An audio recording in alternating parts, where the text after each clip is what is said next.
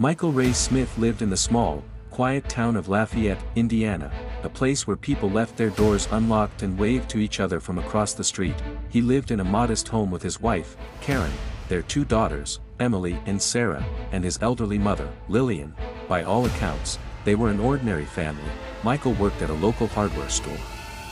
Karen was a substitute teacher, the girls were honor students, Emily played violin. Sarah ran track. His mother, Lillian, had moved in after suffering a mild stroke, gentle, religious, and loved by the neighbors. But Michael was a mystery.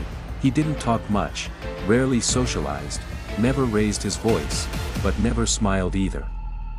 To the outside world, he was just a quiet man, but inside that house, the silence was much heavier. 3 weeks before the murders, Karen confided in a coworker that Michael had changed. He had become distant. Cold, she said he would stand in the living room late at night, staring out the window for hours, not speaking a word. He'd started locking his bedroom door, and once, the girls found a notebook filled with strange writings, drawings of their house, each room marked with an X. She brushed it off. Maybe stress. Maybe just weird behavior, but something didn't feel right. October 3, 2022, a night that started like any other. Karen cooked dinner, baked chicken, mashed potatoes, green beans. The girls were finishing homework. Lillian was watching a church sermon in the den. Michael said nothing the entire meal.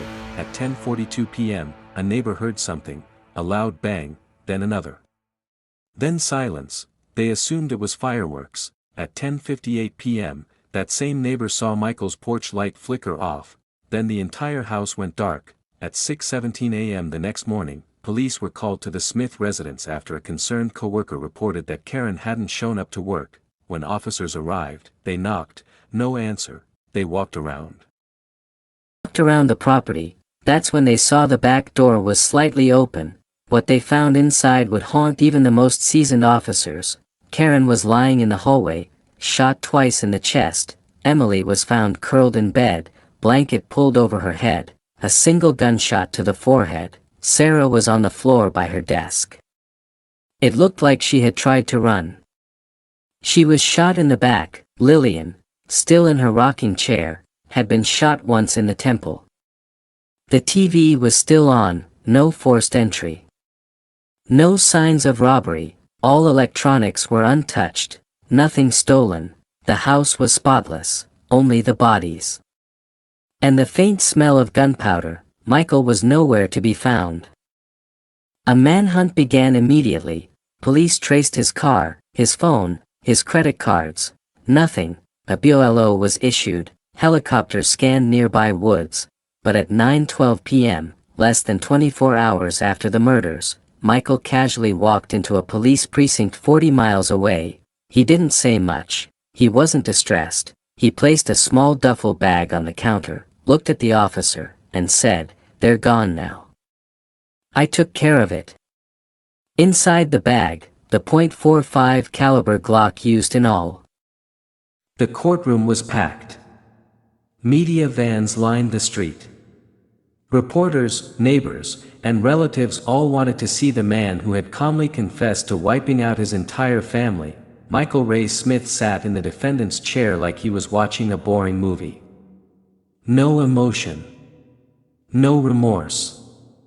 And then, during opening statements, he laughed. It was a sharp, hollow laugh, out of nowhere, as the prosecutor described the murders in detail. People gasped. One juror wiped away tears. Karen's sister stormed out of the courtroom. The judge paused the proceedings. But Michael just kept smiling to himself, like he knew something no one else did. His public defender requested a psychological evaluation. Doctors debated whether he suffered from paranoid delusions, latent schizophrenia, or a dissociative break, but he was declared fit to stand trial.